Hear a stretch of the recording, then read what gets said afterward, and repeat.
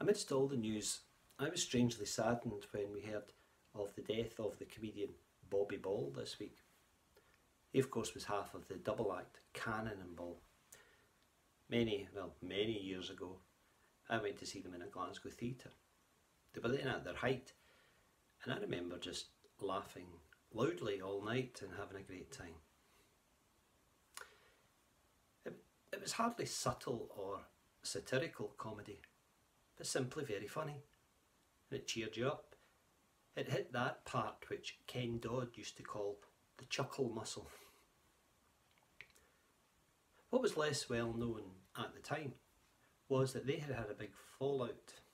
They didn't speak to one another for many years, although they kept their stage act going throughout it all, still entertaining people even though their relationship was broken.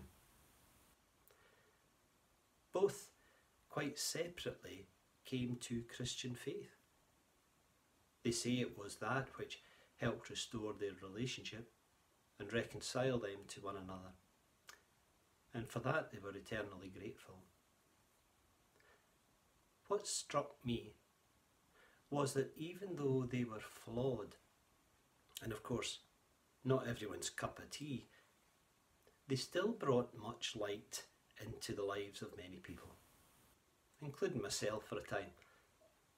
It seemed to me quite significant. None of us are perfect people. We all have our own frailties, we all have our own brokenness, and we all have relationships which may have been frayed or fragile, even broken over the years. Yet within all that, our words and actions can still shape and influence the lives of others for good. We may be quite unaware of it.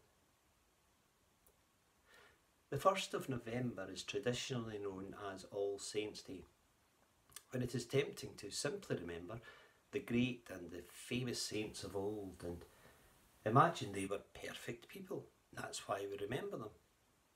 But of course they were not.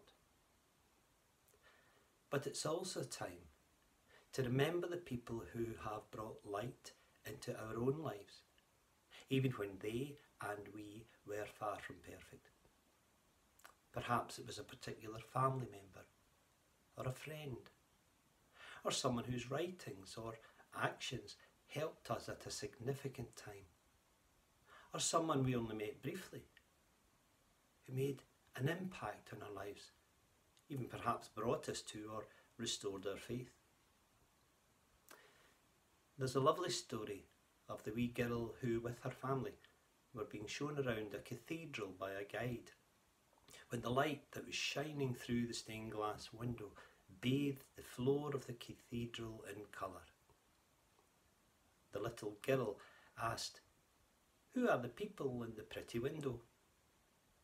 "Those are the saints," replied the guide.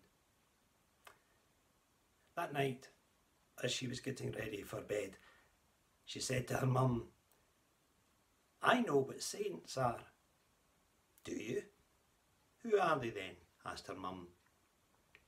"Saints are the people who let the light shine through." So we should take time to remember those who have been there for us, give thanks for the light that they shone into our lives, but also remember and give thanks for the times that we have been that light to others, even when we perhaps didn't realise it.